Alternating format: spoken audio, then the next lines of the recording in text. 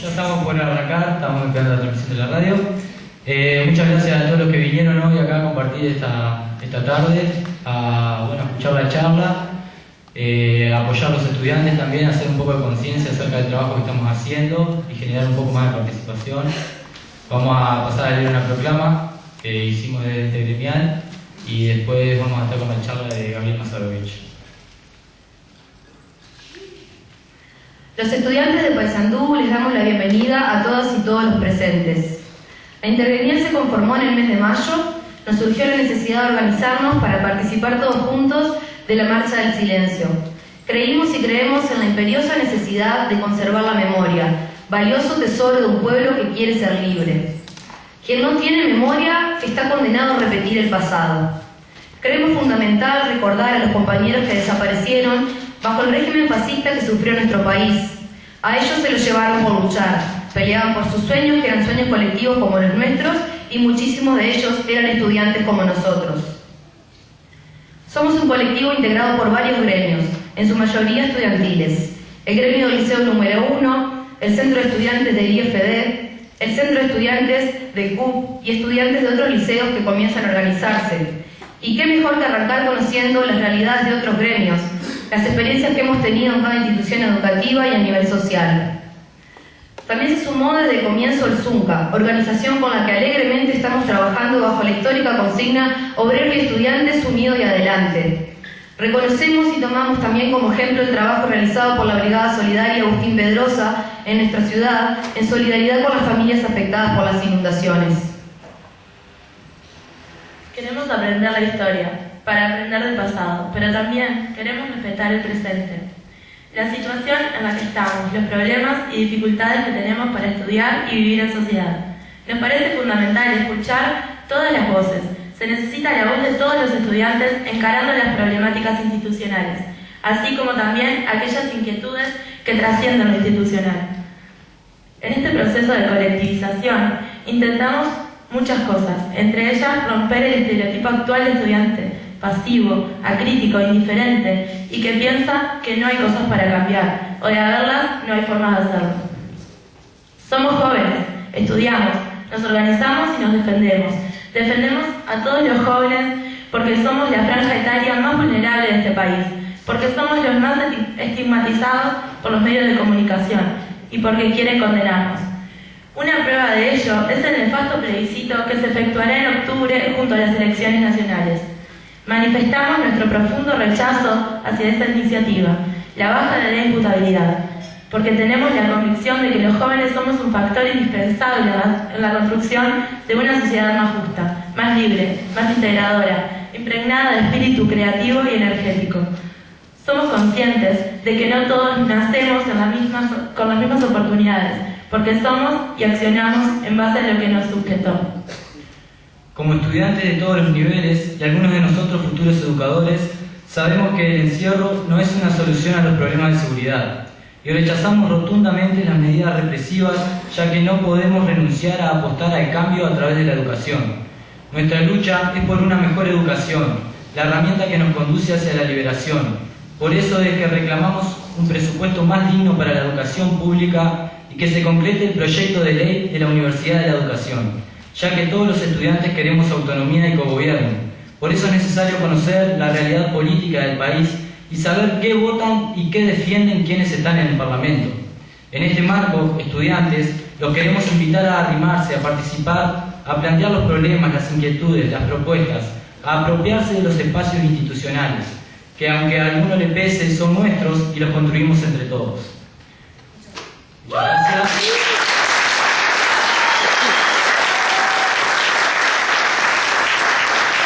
Bueno, ahora vamos a presentar a Gabriel Mazarovich, que va a estar dando una charla.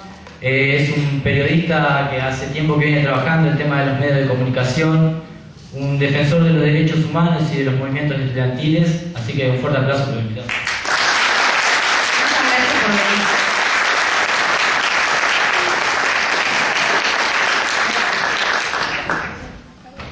Bueno, buenas tardes. El agradecido soy yo de la invitación, que se va haciendo costumbre porque esta es Yo les comentaba, hoy comimos un guiso con los compañeros de la Intergremial Estudiantil de Paysandú, muy rico guiso, dicho sea de paso, en la sede de la Federación de Profesores, y les comentaba que esta es una charla, la número 36 en todo el país, sobre distintos aspectos referidos al movimiento estudiantil y en distintos lugares, liceos, UTU, facultades, y en particular estuve ahora hace 12 días en el Centro Universitario de Rivera para los 41 años del golpe de Estado y de la huelga general, y tuvimos una charla preciosa allí. Y también estuve hace un tiempo atrás en la Regional Norte del Salto varias veces, hablando del tema violación a los derechos humanos, investigación sobre derechos humanos y historia del movimiento estudiantil. Yo primero quiero felicitar a los compañeros del movimiento estudiantil de Paysandú por la realización de esta actividad, por haberse puesto a pensarla, por ponerle ganas, corazón, por haber atomizado a todo el mundo para que se lograra, y por el éxito que tienen, de la cantidad de compañeros y compañeras que están aquí, y por todo el corazón y las ganas que le pusieron. Esta actividad, hoy me decían los gurises, a veces vos empezás las charlas todas parecidas. Cuando hablo con los jóvenes, decirles que las actividades que ellos organizan es la mejor demostración de que la historia de la pasividad de la juventud es un cuento chino, es porque es así. Porque estas actividades que ustedes organizan muestran lo que son capaces de hacer en todos los terrenos y en todos los lugares. En segundo lugar, por algunas confusiones mediáticas que hubo en Paysandú y que hay en todo el país llamativamente cuando uno va a dar esta charla con los estudiantes, aclaremos en condición de qué vengo a dar esta charla hoy aquí. Vengo en condición de periodista, hace más de 20 años que soy periodista. Yo era, mi oficio primario es ser obrero del calzado, armador. Después de 17 despidos sindicales me di cuenta que tenía que rumbear por otro lado, ¿no? Con el neoliberalismo, y que no podía seguir armando calzado porque ya no me tomaba nadie, y decidí estudiar en la UTU de noche comunicación social, y soy orgullosamente técnico en comunicación social de la UTU desde hace pila de tiempo. Y además, como ex militante estudiantil, que les voy a contar una parte de eso también, y como actual militante del movimiento popular uruguayo. ¿Por qué digo esto último? Porque yo siempre le digo a las compañeras y compañeros, que no gurises, compañeras y compañeros, quien está dando la charla hoy es un compañero de ustedes. Porque ustedes, además de estudiar sobre la sociedad, son parte de esa sociedad, y son, y tenemos que lograr que lo sean cada vez más, parte del movimiento popular uruguayo. Una de las grandes victorias de la gente que quiere que siga todo como está es haber instalado o intentado una separación generacional que durante la dictadura fue a sangre, fuego, tortura, muerte, exilio, despidos, y que hoy es metiendo barreras bastante más sutiles que eso. Entonces, me van a perdonar quienes tienen mi edad, que hay varios por suerte, y varias aquí, y quienes tienen un poco más de edad que nosotros, porque esta charla está dirigida a mis compañeras y compañeros estudiantes. Y está dirigida porque yo creo que tenemos que romper varios mitos, y estas actividades lo rompen. Un primer mito es que mi generación no puede hablar con la generación de ustedes, y que ustedes no nos escuchan, nosotros no los escuchamos y no nos entendemos. Si logran hacer eso, estamos fritos, nosotros y ustedes también. Porque si logran romper el espinazo de la historia del movimiento popular, si logran hacernos vivir sin historia, estamos liquidados. Podremos ganar algún conflicto, ustedes podrán ganar alguna reivindicación y que una profesora sea más o menos abortiva o que dé mejor o peor las clases. Podrán avanzar en el boleto estudiantil, pero en la perspectiva de transformación del movimiento popular uruguayo estaremos liquidados. Y nosotros también. ¿Por qué? Porque han instalado dos versiones sobre esto. Y aquí, cuando voy a explicar esto y lo que le voy a explicar hoy, vamos a romper el segundo mito. El segundo mito es que ustedes son incapaces de entender formulaciones complejas. Que hay que hablarle corto, que además no es como yo, que estoy acá paradito. Tendría que traer un PowerPoint con muchos dibujitos y canciones, porque si no ustedes no atienden. Y mis expresiones tendrían que ser de la simpleza capaz de ser encerrada en los miserables caracteres de un Twitter, si no, ustedes tampoco entienden. Por lo tanto, como vamos a hablar de cosas muy importantes, muy profundas, yo no voy a ser corto y no voy a ser simple. No les voy a ahorrar ni un solo problema a la cabeza de ustedes. ¿Por qué? ¿Por sacarme las ganas? No, por respeto a ustedes. Porque yo sí creo en la inteligencia de ustedes, yo sí creo en la sensibilidad de ustedes, yo sí creo en la capacidad de entender los problemas de ustedes. Y no solo de entenderlos, sino de luchar para transformar las cosas. Entonces, esta barra me trajo engañado. Me dijeron que teníamos que hablar de la impunidad y su relación con la baja de la edad de imputabilidad, por una cuestión que voy a explicar después. Resulta que cuando llegué y vi el volante, es el libro gordo del petete, el volante que yo pretendía. Se supone que yo voy a hablar de participación ciudadana, derechos humanos, estudiantes y medios de comunicación. No.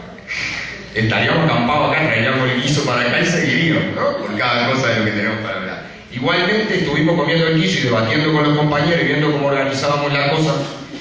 Y yo voy a intentar tocar un poco de todo esto, sobre la base de la experiencia de lo que fueron estas charlas y estas conversaciones con los compañeros. En una UTU del interior del país, de Canelones, en San Ramón. La charla esta estaba prevista para una clase de 40 minutos. Terminamos hablando 2 horas y media. Y las profesoras de la UTU me decían que era la primera vez en el año que nadie había agarrado el celular. Yo no soy docente. Para ser docente hay que estudiar, hay que saber mucho. Yo no sé cómo enseñar. Pero sí sé que cuando se habla desde el respeto, desde la condición de la igualdad y con el corazón en la mano, lo que se consigue es que a uno lo escuche. Algunas de las cosas que yo les voy a contar cuesta mucho decirlas. Duele mucho decirlas. Y uno a veces se pregunta si no tiene alguna tendencia sadomasoquista por repetirla 36 veces. Pero el problema es que yo creo que, digo siempre, que no nos tienen que robar la historia, que ustedes tienen derecho a saber. Después, con lo que sepan, hagan lo que quieran, en libertad.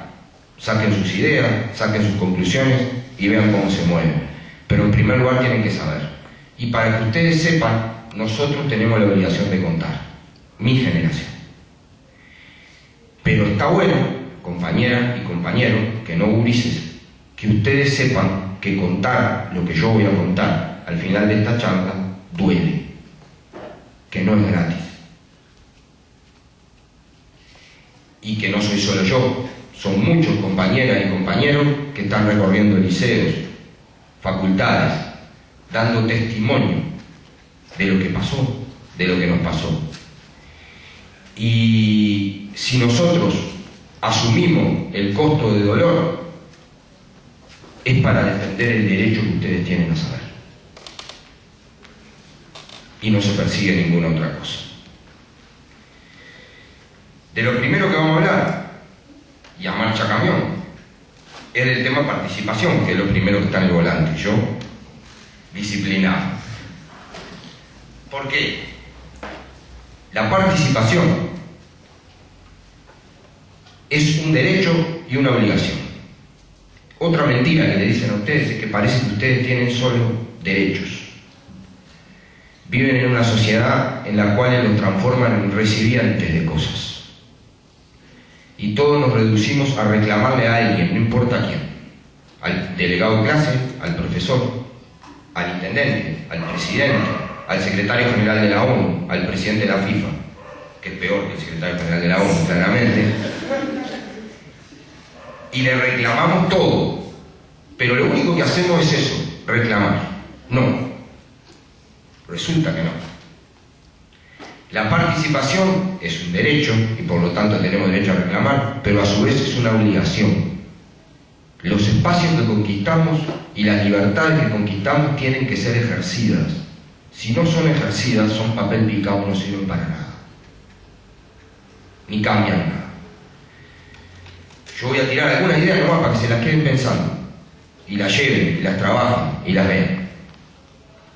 Participar es tan importante que es la única manera posible de ser libre. No se es libre si no se participa.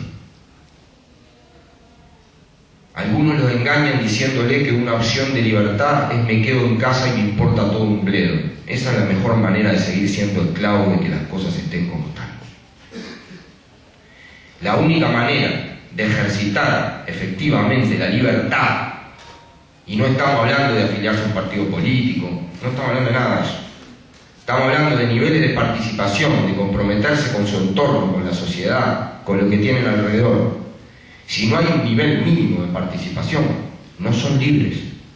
Les pueden hacer el cuento de que son libres, pero no lo son. Porque no son libres de transformar nada.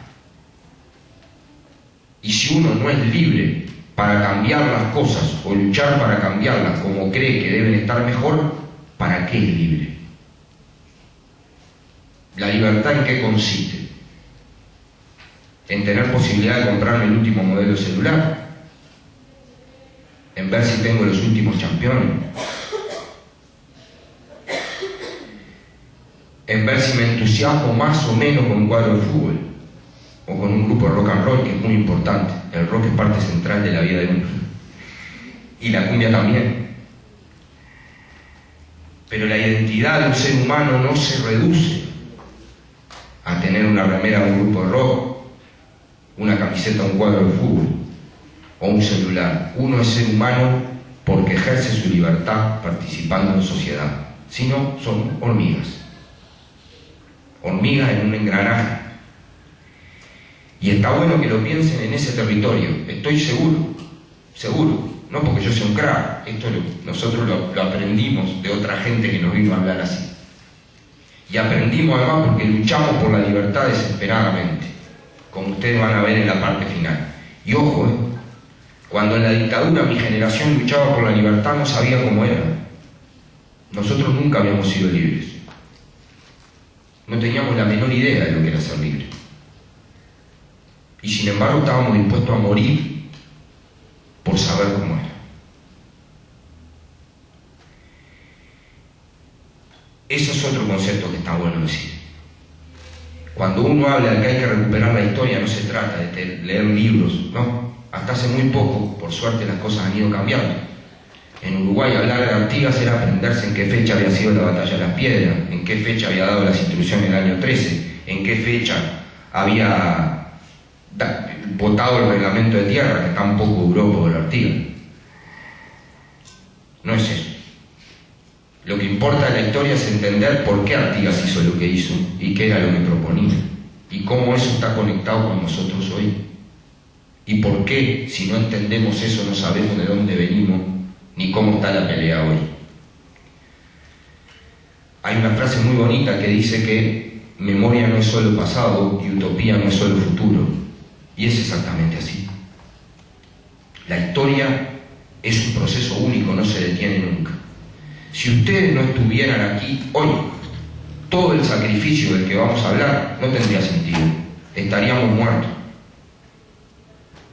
Si ustedes hoy no recogen esas banderas y hacen lo que crean que tienen que hacer con ellas y de la forma que crean que tienen que hacer, de nada habría servido pelear.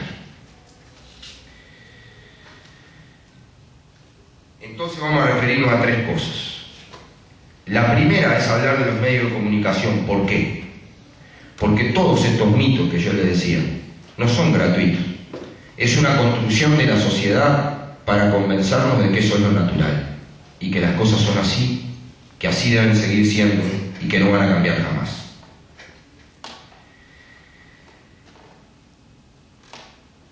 Eso se llama, si alguno de los compañeros que está acá en el CUP estudia sociología o psicología, y creo que estará en el liceo también, le dan alguna manera. Había un pensador italiano, uno de los más grandes pensadores, que ha aportado mucho a la filosofía y la sociología, Antonio Gramsci, que murió preso en las cárceles de Mussolini, del fascismo italiano. ¿Saben qué dijo el fiscal cuando condenó a Antonio Gramsci casi a cadena perpetua en las cárceles de Mussolini? Este es un cerebro muy peligroso y no puede seguir pensando. Hay que encerrarlo. Textual de la condena Antonio Gramsci. Gramsci tenía razón. Antonio Gramsci hablaba del sentido común dominante. ¿Ven? Otra idea compleja más, fíjense. Viste que no se las iba a hacer fácil. Sentido común dominante, ¿qué es? Es aquello que nosotros, sin ser conscientes de que lo hacemos, lo hacemos. Es decir, que el paradigma de éxito de una sociedad, colectivo e individual, la manera de relacionarnos con los demás, la manera de ver cómo estudiamos, eso es el sentido común dominante. En las sociedades modernas altamente complejas, el sentido común dominante tiene un papel extraordinario en la construcción del sentido común dominante de los medios de comunicación. Juegan un papel cada vez más grande. No es el único, ¿no? Porque nosotros no vivimos como pensamos, pensamos como vivimos. ¿Qué son los medios de comunicación? Los medios de comunicación, en primer lugar, son gigantescas empresas que venden muy exitosamente entretenimiento, información y sentido común dominante. Estamos hablando en términos nacionales, ¿no? Está claro, e internacionales. Fíjense que hoy en el mundo hay 10 empresas de telecomunicaciones y de entretenimiento que distribuyen la información, pero que sobre todo generan contenidos, que son responsables del 75% de los contenidos que consume la humanidad entera. 10 empresas, todas gringas. Ese es el monstruo de verdad, ¿no? Nosotros tenemos monstruito acá, pero ese es el monstruo de verdad que domina todo. Pero supuestamente somos los más libres del universo y yo prendo la televisión y tengo 475 canales, soy un crack. Tengo la libertad de pasarme el día entero cambiando y ver lo que se me ocurra. Salvo que estos 10 señores meten todo lo que veo ahí yo.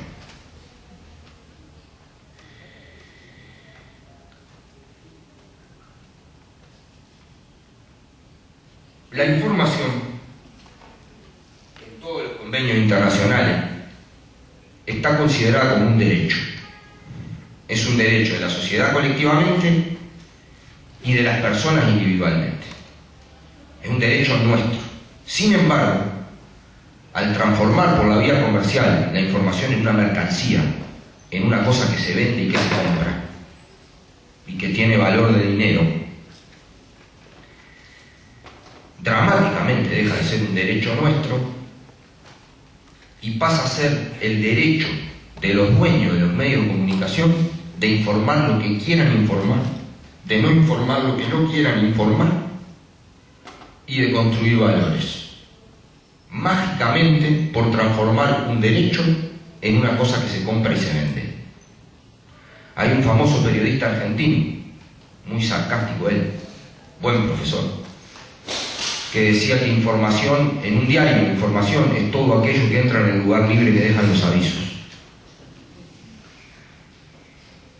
Y efectivamente es así, aunque hay excepciones, aunque hay radios comunitarias que pelean para otro lado, hay diarios que pelean para otro lado. Estamos hablando de la tendencia dominante, si fuera a hacer caso a este volante, estamos hasta mañana. Le tengo que resumir, pero encantado de luego conversar más sobre cada punto que quede de interés. Yo lo que quiero hoy es que ustedes se vayan con los pajaritos volando en la cabeza. y que busquen materiales, que estudien, que piensen y que no me crean nada. Yo no vengo a pedirle que ustedes me crean, les agradezco el derecho que me escuchen. Pongan en duda todo lo que yo digo, investiguen. Y no investiguen en Google, vayan a la biblioteca a investigar. Porque el otro mito instalado en esta sociedad es que uno puede aprender y estudiar por fotocopias. Y si uno quiere, termina una carrera sin haber leído un libro completo. Y eso es terrible. Por suerte en esta universidad se defienden otros criterios. ¿Por qué? Porque si un autor necesitó 400 páginas para explicarme un problema, merece el respeto de que yo después puedo discrepar con él, pero que me tome el trabajo de leer las 400 páginas que él entendió que necesitaba para explicarme el problema. No agarrarme las 15 fotocopias de las definiciones centrales y creerme que entendía al autor. Y entendí su pensamiento y enriquecí mi cabeza. No enriquecí nada.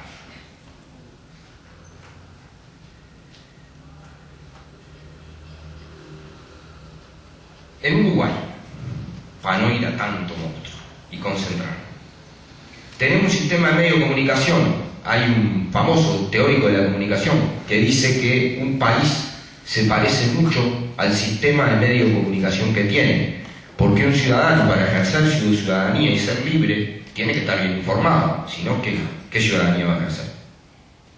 La calidad de información que recibimos tiene que ver con la calidad de democracia, con la calidad de ciudadanía que tenemos. ¿Qué sistema de medio de comunicación tenemos en Uruguay? Esto sí es bien breve. 4 palabras. Alcanza para definir. Es privado, comercial, concentrado y extranjerizado. Es una bosta. Indefendible. Indefendible para la democracia uruguaya. Impresentable. No los periodistas que trabajan en los medios. No los medios individualmente, porque ya he tenido lío por decir esto. Estamos hablando del sistema de medio de comunicación como está construido. A lo que hay que agregarle que nadie que tiene hoy un medio de comunicación, y no hablo de la radio comunitaria, hablo de los medios comerciales, concursó con nadie, presentó una propuesta de nada, fue controlado por nadie, nunca. Yo siempre pongo el mismo ejemplo. Yo cuando me muera, a mi hijo, ¿qué le voy a dejar? Una casa en una cooperativa de vivienda, zona 3, Camino Carrasco y Bolivia, Fuga. El señor de Feo, ¿qué le va a dejar a la nena? Un canal de televisión. ¿Por qué? Porque se llama de Feo. Porque no hay ninguna otra razón. Nosotros vivimos en un sistema capitalista, salvo para los medios de comunicación. En los medios de comunicación del Uruguay, la propiedad es feudal, aristocrática, hereditaria y perpetua.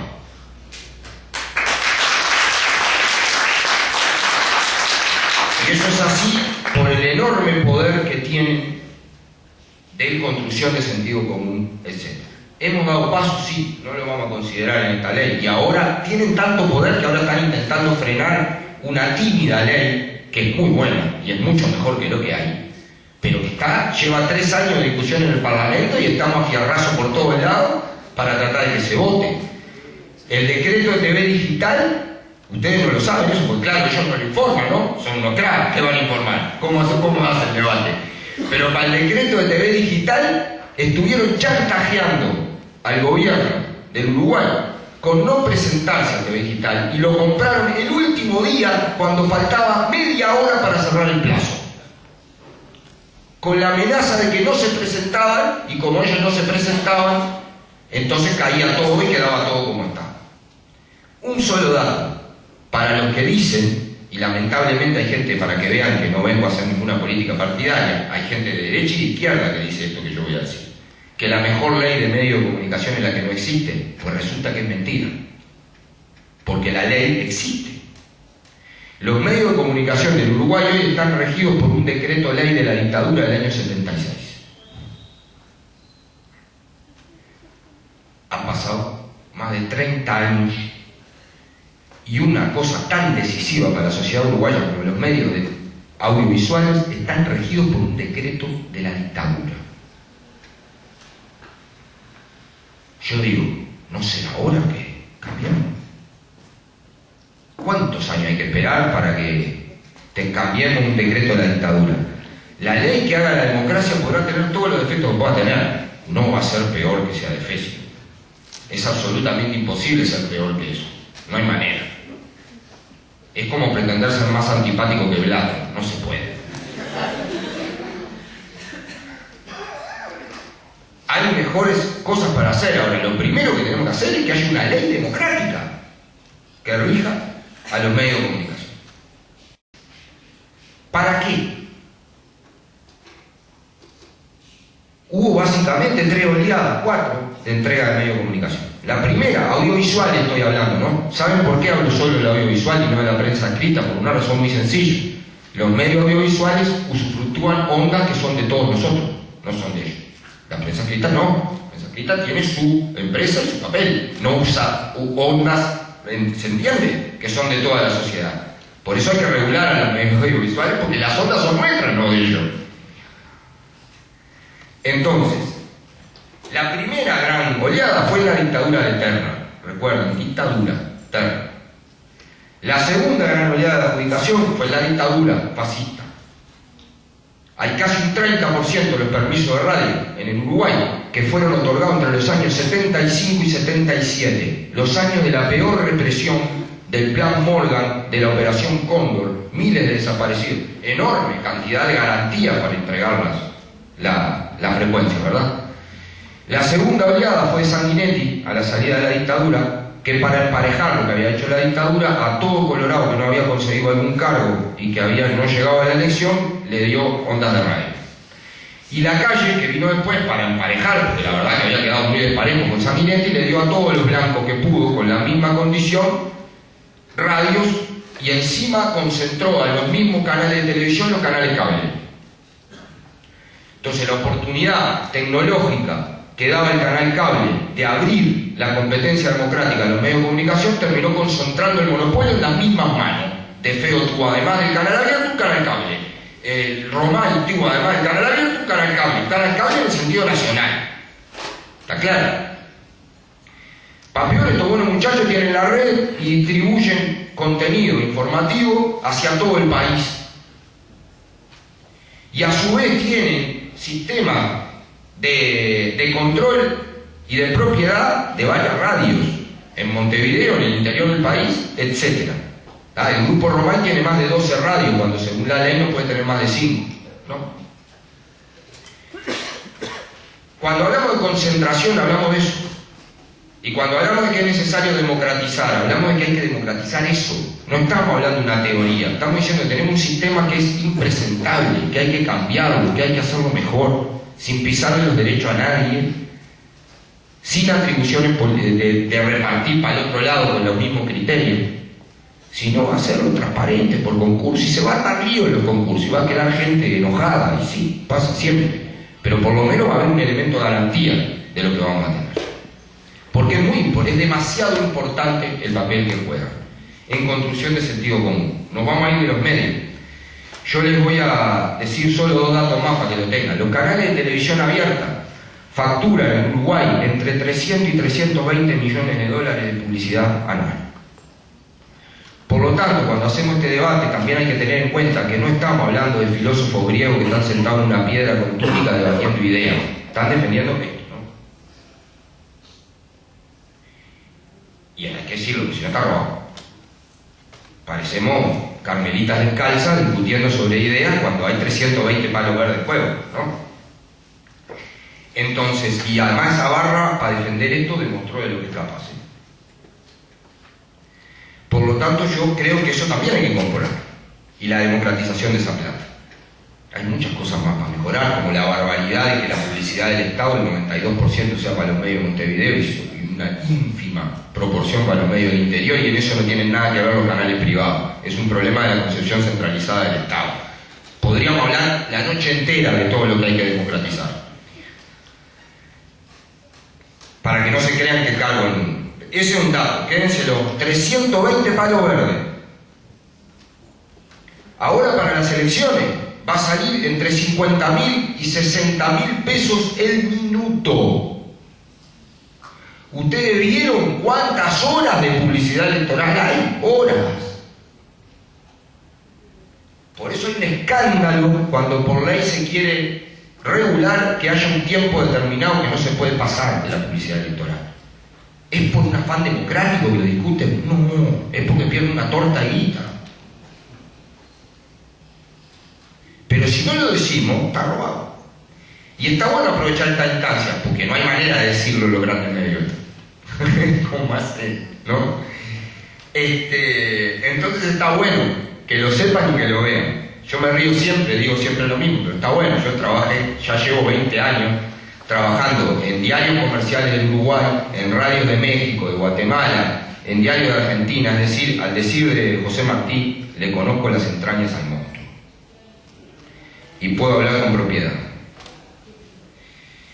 Voy a poner 4 ejemplos nada más de cómo hablamos de que se construye el sentido común dominante.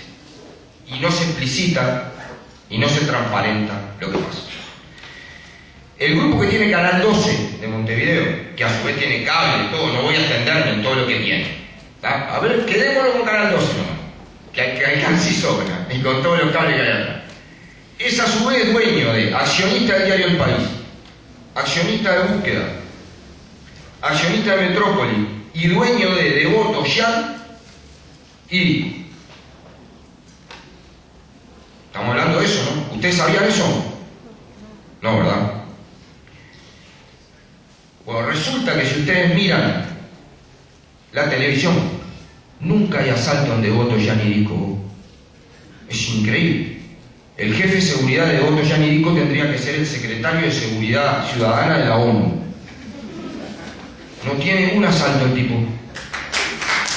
Los asaltos son en Punta Ahorro, en Tienda Inglesa, en Hábitat. Ahora ahí no hay asaltos nunca. Qué casualidad, ¿no? Pero uno es malvado, piensa, ¿no? Pero es tremendo.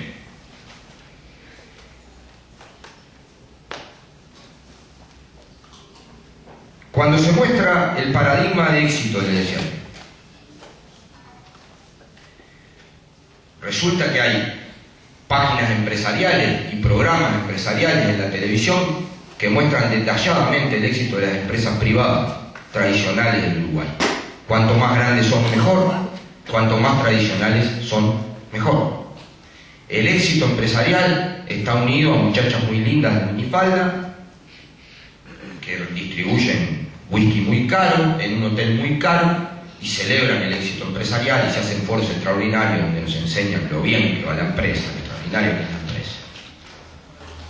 Resulta que se cumplió un año de que los trabajadores de Cerámicas Olmos, en Canelón, en Pago, se hicieron cargo de una empresa fundida, una de las empresas industriales más grandes del Uruguay, 450 trabajadores, y un predio industrial de 8 hectáreas, con un complejísimo proceso de producción, que producen sanitario, vajillas y revestimiento para baño y para casa.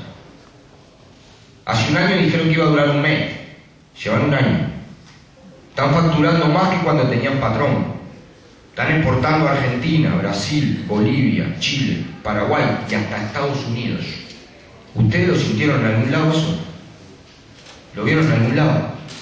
¿No estaría bueno que nos enteraran que hay una tamaña empresa así, que además distribuye la plata y que está gestionada por los obreros que eran incapaces de gestionarla? ¿No será que hay interés de mostrar una cosa y la otra no? Amén de que las otras ponen aviso y los pobres Cerámicas Olmos no ponen aviso, ¿no? Es un criterio de formación, de prioridad periodística tan buena como esa, también, porque juegan.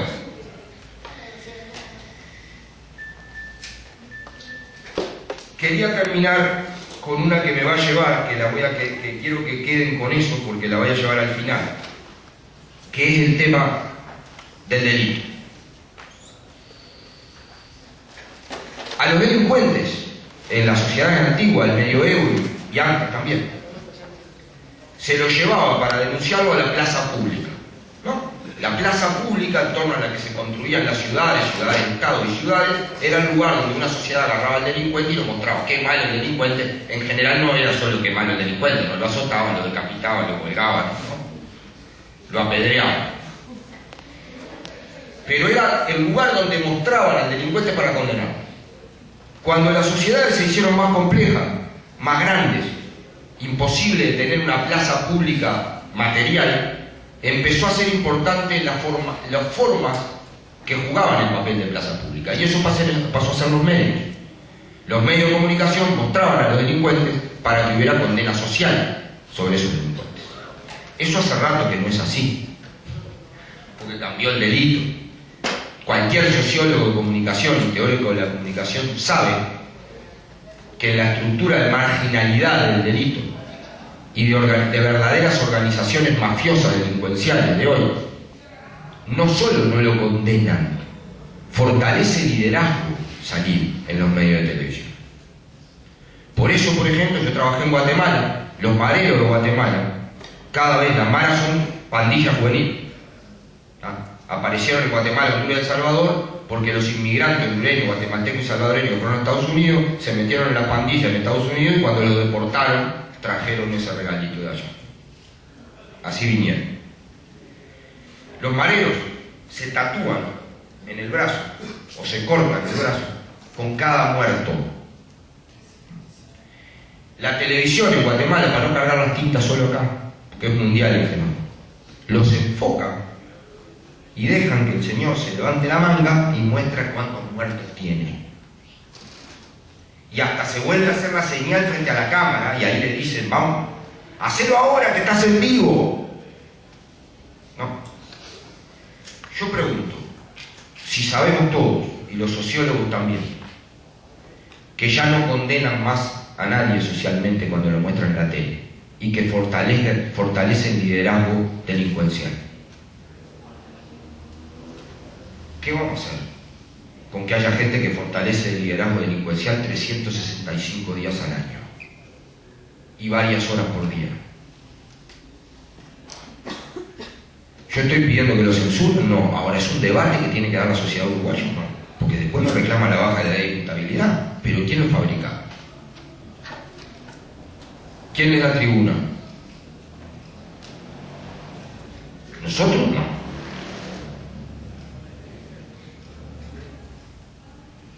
Entonces, ese es otro elemento para tener de por qué hay que democratizar los medios y por qué es mentira que no se tiene que discutir contenidos. Sí se tiene que discutir contenidos.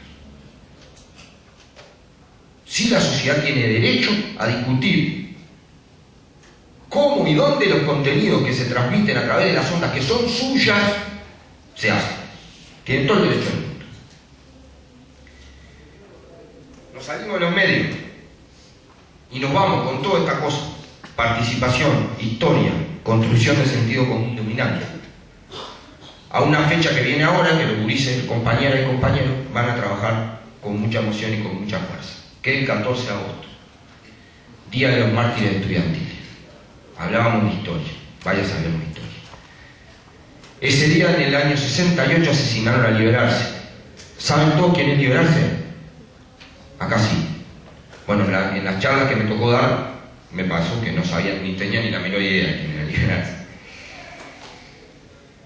Yo no voy a hablar de toda la circunstancia de Liberarse, hay mucho material, van a hacer cosas para el 14 de agosto. Yo solo quiero llamar la atención sobre dos cosas de Liber.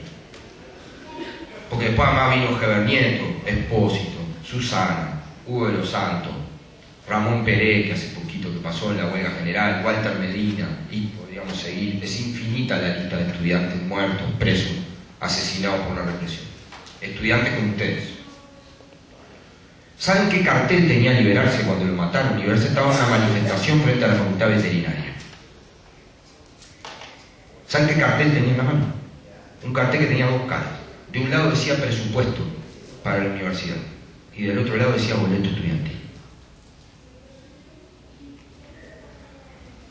¿Por qué digo esto? Porque logramos el 4.5% del presupuesto y ahora estamos peleando por el 6%. Si habrá que mirar la historia, seguimos peleando por lo mismo que mataron a Liber.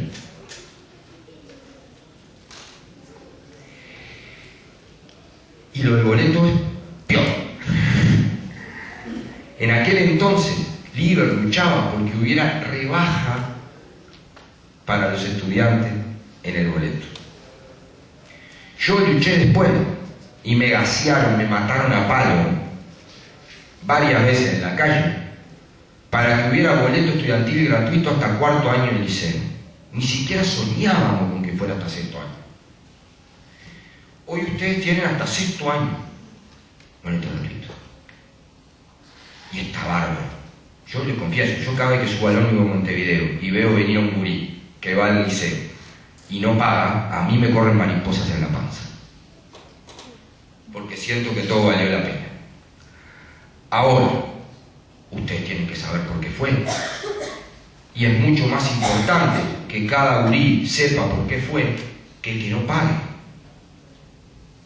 Porque no es un regalo del gobierno del Frente Amplio ni de una intendencia. No es un regalo del Estado. Es conquistado por la lucha, el sacrificio y la sangre de estudiantes como ustedes durante 40 años. Que pelearon para que hoy ustedes no paguen. Yo quería referirme solo a eso del libro y no nombrarlo más. Hacia el 14 ustedes lo van a nombrar mucho. Lean mucho por lo que peleaba y cómo peleaba y cómo lo mataron y cómo mintieron cuando lo mataron y cómo dieron una orden de censura que impedía hablar del asesinato de Liberarse a todos los diarios y canales de televisión el día que lo mataron. Pero recuerden eso, ¿no? Presupuesto, boleto estudiantil. Yo voy a terminar ahora. Suerte en el examen, compañera. Se van las dos porque tienen un examen ahora. Vinieron especialmente a pesar del examen a la charla y se van. Suerte. De derecho, ¿no? Van en el... Ahora vamos a terminar contándoles, para resumir, una experiencia personal que tiene que ver con todo esto de la historia y por qué hay que recordar. Yo les decía que hablar de esto cuesta y sé que escucharlo cuesta. Yo hago el esfuerzo que me duela para contarlo porque tienen derecho a saber. Esperemos que ustedes también les tenga sentido escucharlo. 27 de junio de 1981 se cumplía el 8º aniversario del golpe de Estado. Yo tenía 16 años, íbamos al Liceo Yaba, que queda atrás de la universidad, un liceo de enorme tradición de lucha, liceo como el que van ustedes ahora. Esa noche nosotros íbamos a tirar volantes contra la dictadura. Volantes recordando el golpe de Estado, recordando la huelga general y reclamando libertad. ¿Ustedes saben lo que es un tira? ¿Todos acá?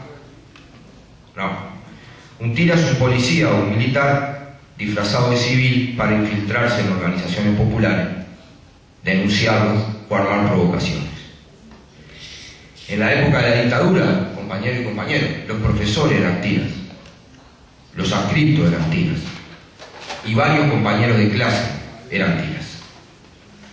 Había una pintada en el Liceo Zorrilla, que no me olvido más, de la época de la dictadura, hecha por otros compañeros, que decía: cambiamos 2 tiras por un profesor de verdad, Asociación de Estudiantes del Zorrilla.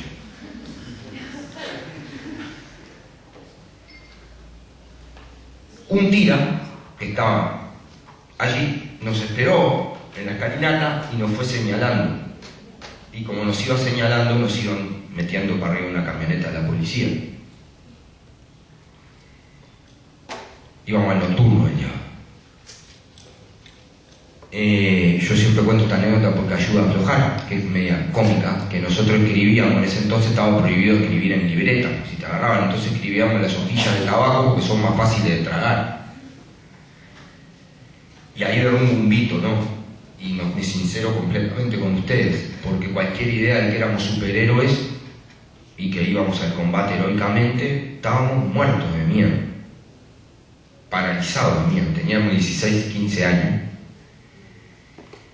Y yo me agarré las hojillas porque había sacado muchos apuntes. Yo soy un tipo muy quisquilloso con los apuntes, desde así. Y me lo metía en la boca y tenía tanto miedo y tanto nervio que no me lo podía tragar. Tenía el papel acá. Por lo tanto, toda mi vida le agradecí el primer culatazo en la nuca porque hizo que me tragara el papel y que me quedara muy tranquilo. Todos los demás no los agradezco, pero el primero tuvieron bárbaro. A nosotros nos llevaron a inteligencia de la policía, que aún hoy queda en la calle Maldonado y 40. Nótese, teníamos 16 años, éramos estudiantes de secundaria, igual que ustedes. Nos torturaron 42 días, preguntándonos el gran objetivo que tenía toda inteligencia de la policía como gurises de secundaria, era averiguar dónde estaba el mimeógrafo que había impreso los volantes que reclamaban libertad. Yo espero que eso se les quede grabado. El poder le tiene tanto miedo a la libertad que es capaz de torturar 42 días a gurises por saber de dónde salió un volante. Es tan importante la información, el diálogo entre nosotros, que ellos sentían que tenían todo el aparato del país, dominaban todo y se sentían en riesgo por un pequeñito, grande, hecho mimeógrafo a mano que decía abajo la dictadura, viva la libertad. En esta charla yo no soy de morbo, no me gusta, no creo que agregue nada. Pero me pasó que con unas compañeras, unas gurisas, yo dije, nos torturaron, levantó la mano, de colita, 15 años ella también. Y me dijo, perdóname, yo sé que eso duele, pero ¿qué es tortura? ¿Qué quieres decir cuando decís tortura? Yo consulté a la profesora y la profesora me dijo, si vos te animás es mucho mejor que expliques, porque nadie sabe nada de lo que pasó. A nosotros durante 42 días nos aplicaron el tratamiento completo. Nosotros creíamos que había límites para la inhumanidad. Descubrimos que no lo había. Nos hicieron la picana, que básicamente consiste en dar descarga de 220 voltios en distintas partes del cuerpo. Y había una que prefería mucho, que era mojarte la boca y ponerte el cable de 220 en la boca para dejarte sin que se preocuparan hasta que vos caías desmayado y te venían a sacar. Nos hicieron el submarino, que consiste en meterte en un tanque con orín y agua hasta que no puedas respirar más y sacarte. Nos hicieron el submarino seco, que es lo mismo pero con una bolsa en la cabeza para no tener que mojarse. Así mataron a Nibia Sagaray. Nos hicieron la colgada, que era un deporte preferido, que es que te cuelgan de los brazos y te dejan rozando con la punta de los pies el piso, y cuando pasan te patean para que te duela más. Nos hicieron el caballete, que era un hierro largo en el cual te ponían puesto así y con las horas se te va hincando en la carne hasta que no puedes salir. Y cuando creíamos que eso era lo peor, llegó el ejército. Hicieron una práctica sistemática de violaciones. Todos los días y muchas veces al día. A mujeres y a hombres. Cuando nos violaron, nunca nos preguntaron nada. Jamás nos preguntaron, no hubo interrogatorio. ¿Y saben por qué? Porque ellos sabían que nosotros no sabíamos nada. Y la tortura no era para obtener información. La tortura era para destruirnos como seres humanos. Para transformarnos en una piltrafa humana llena de miedo, de odio, de rencor. Incapaz de ser útil a la sociedad. Incapaz de articular nada colectivo al salir. Y además, al sacarnos, nosotros también éramos un foco de miedo para el resto de la sociedad. Era decir, si vos te metés en lo que estos se metieron, te va a pasar eso.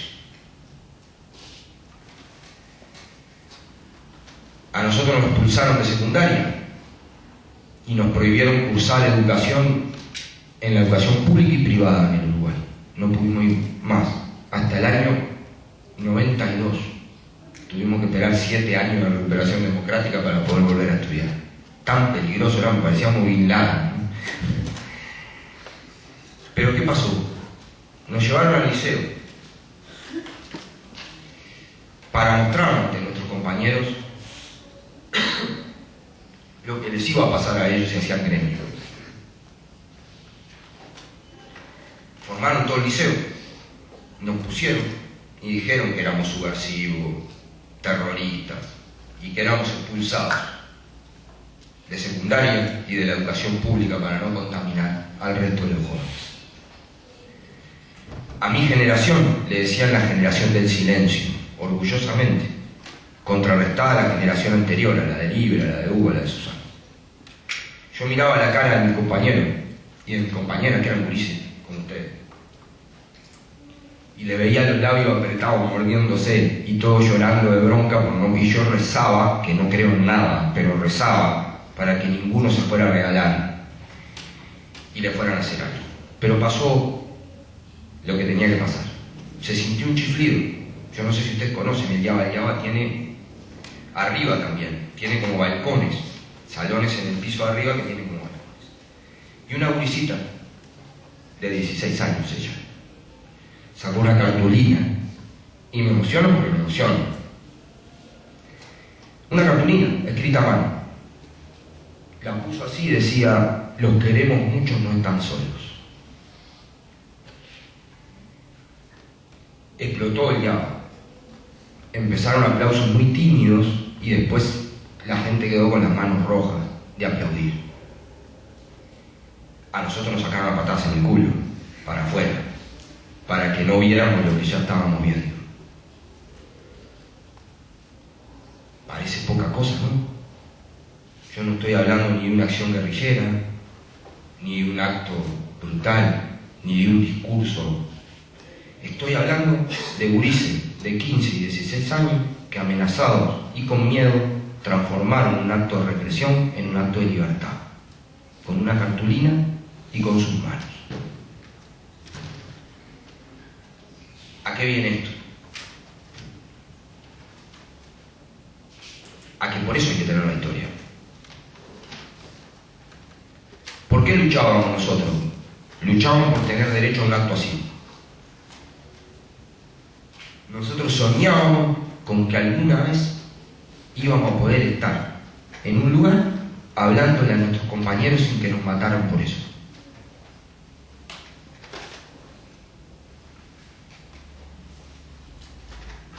Y lo uno a la baja de imputabilidad para terminar. Cuando nosotros nos llevaban al Consejo del Niño, en aquel entonces era el Consejo del Niño, esa época era el sueño de los que querían la baja de la ley de imputabilidad. Nosotros éramos menores y nos torturaron parejo como si fuéramos mayores sin ningún drama. No había problema. Nos llevaron al Consejo del Niño, creo yo que con la esperanza de que los que en aquel entonces llamaban menores infractores, nombre inventado por la prensa de la época, no era ninguna calificación, los infantos juveniles, que son los menores de ahora, ¿no? Nos mataron, esa era la idea. Nosotros estábamos destrozados, fíjense lo que yo soy ahora. Imagínense a los 16 años y con los 2 tobillos rotos, con el riñón destruido, con un brazo partido, ¿no?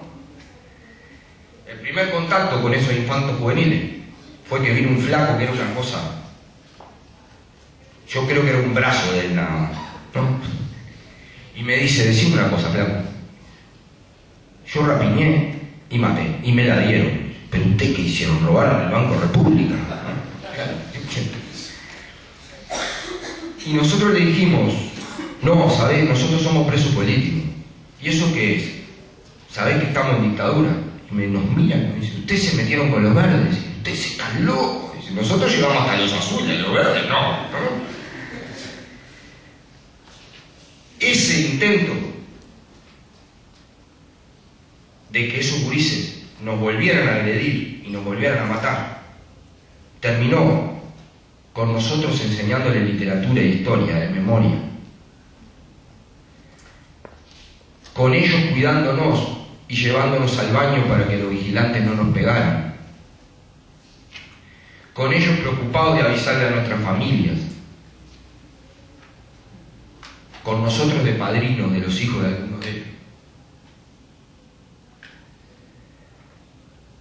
con gente que descubrió la geografía y la literatura, sentado en el medio de una cárcel para menores. Y eso está pasando hoy, aunque tampoco lo dice. Hay un programa en INAU que se llama Programa de Egreso, donde hubo 220 gurises que fueron a laburar con tutoría de los sindicatos, básicamente la UNRWA, la pesca, la construcción. Llegaron y decían en las obras: a nosotros no nos cabe nada, ustedes son todos unos tarados, yo vendiendo pasta base gano un día lo que ustedes ganan en 40 días rompiéndose el lomo acá. Ustedes no existen, nosotros somos los propios. 3 meses después, esa misma barra para las marchas, y ya no solo dice con orgullo que es obrero de la construcción, dice: soy del Zunca y quiero seguir siendo del Zunca. Porque no solo les enseñaron a trabajar, como nosotros, aún en una cárcel, aún con la dictadura arriba, les dimos un sueño, les dimos una razón por la cual vivir, les dimos una bandera para abrazar, los hicimos sentir iguales a nosotros, no les tuvimos miedo. Obvio que no vamos a rescatar a todos, pero si rescatamos a uno, valió la pena. Entonces yo termino, porque se ha hecho largo, pero es bravo hablar de estas cosas, discúlpenme lo largo, diciéndole eso a mis compañeras y compañeros. Conozcan la historia, sepan lo que costó cada cosa que tienen hoy. No para sentir el peso que los aplaste de la historia, no. Para pararse en esa historia y pelear por más. Yo les dije, nosotros no sabíamos cómo era la libertad y estábamos dispuestos a morir por ella, ese era nuestro sueño. Está claro que ustedes no tienen que pelear por nuestros sueños, tienen que pelear por los de ustedes. Y no dejen que nadie les diga cuáles son esos sueños. Y tampoco dejen que nadie les diga, yo tampoco cómo luchar por ellos. Ustedes peleen como creen que tienen que pelear y por lo que tienen que pelear, pero por favor, peleen. Ojalá ustedes, que son mucho mejores que nosotros, sean más libres de lo que nosotros jamás fuimos capaces de soñar. Y hagan lo que hagan, pero nunca jamás pierdan la decisión de luchar. Muchas gracias.